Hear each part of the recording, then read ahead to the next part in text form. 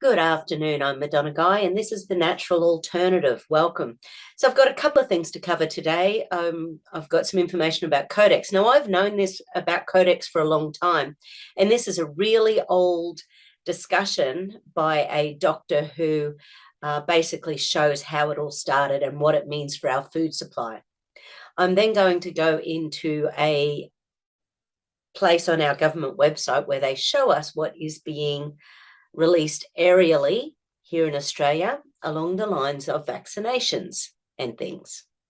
And then I'm also going to show some other information about toxicity. So let's get into Dr. Reema. And let me assure you that absolutely nothing that I'm going to tell you is exaggerated, is interpolated, or is imagined. Everything I'm going to tell you is documented. And it's a great deal of it is documented on my website, which is www.healthfreedomusa, one word, healthfreedomusa.org. And so they created a trade commission. That's a very important pair of words, a trade commission called the Codex Alimentarius Commission. It is not a public health commission. It is not a consumer protection commission. It is a trade commission. Now, Codex Alimentarius Commission is administered by the World Health Organization, WHO, and the FAO, the Food and Agriculture Organization. They fund Codex and they run it at the request of the UN. In 1994, Codex, with no notice here in this country whatsoever, declared nutrients, put on your intellectual seatbelts, declared nutrients to be toxins. They're poisons, dangerous industrial poisons. As poisons, we have to be protected from them. What we're talking about is waking up one morning and being very surprised to find that high potency, therapeutically effective, clinically significant nutrients are now illegal in the way that heroin is illegal. Not available with a prescription, illegal. Every animal used for food on the planet, whether it has fins, feet, or feathers, every animal on the planet must be treated with subclinical antibiotics.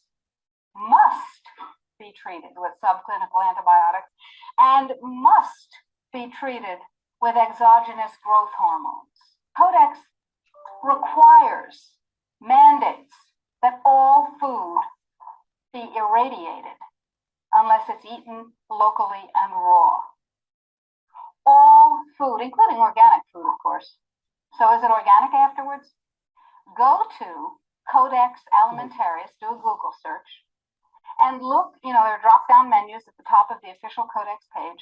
Look at the toxins and the veterinary chemicals and the levels that are set. They are terrifying. In 2001, 176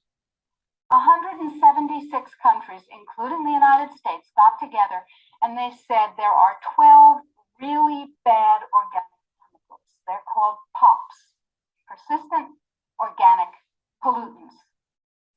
There are a lot of them, but there are 12 that are so bad that nobody could disagree that those 12 POPs had to be banned worldwide.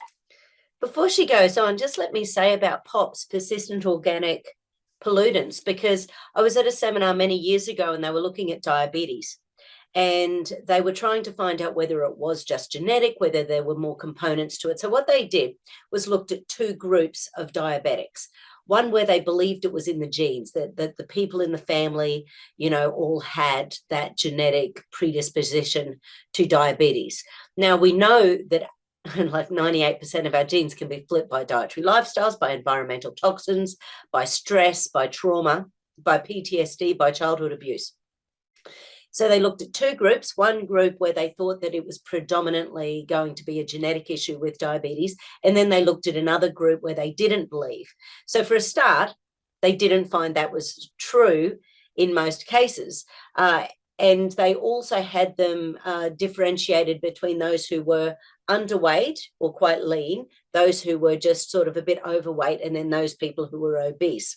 And once again, they looked at the genetics, and they didn't find being obese was in the higher category more likely to get diabetes, but it wasn't the determining factor. What they actually looked at was the amount of POPs, the persistent organic poisons that stay in people's fat cells. Now, fat is an insulator, but what was interesting, it did not matter whether the people were underweight or whether they were obese. It was the percentage of POPs in the fat tissue that determined their likelihood to develop diabetes as they got older.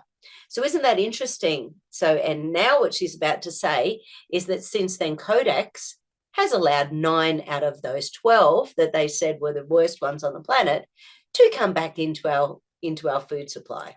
Codex has brought back 7. Oh, 7, sorry. 7 of the 9 forbidden 7 out of 9 POPs that 176 countries banned worldwide.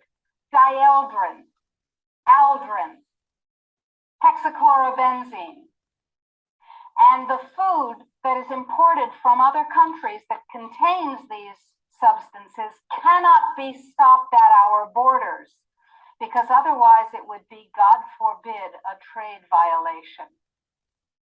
That's how Codex works. In the WHO-FAO projections, the epidemiological projections, they estimate, not I, they estimate,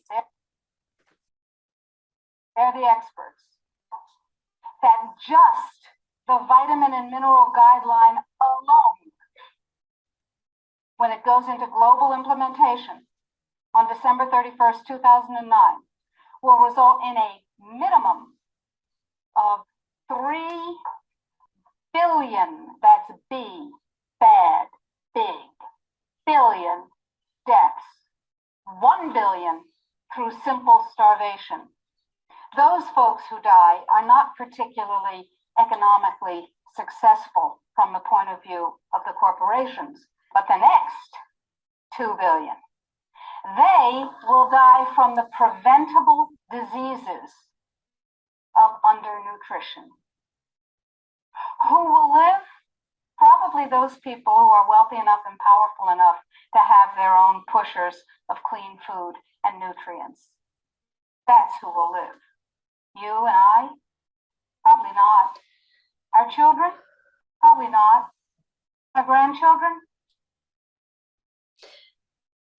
I think this is what is terrifying me, is that I've been in this industry for 27 years, and I've been saying to people the last couple of years, it's getting harder and harder to treat people. So in the past, if someone had, say, heart issues or diabetes or bones that were weaker than normal, that it didn't take a lot of supplementation to really help to boost people. So that's our food supply. They're forcing subclinical levels of antibiotics and growth hormones into our foods. Now I want to show you a website here in Australia, and I'm sure there's one of these little websites everywhere in the world, and this is about what they are dumping from the skies. So let's go and have a look at that. Okay, so you'll see here, this is the Australian Government, Department of Health and Aged Care, the Office of Gene Technology Regulator. Now, I heard our Senator Gerard Rennick mention this office a few months ago when he was talking about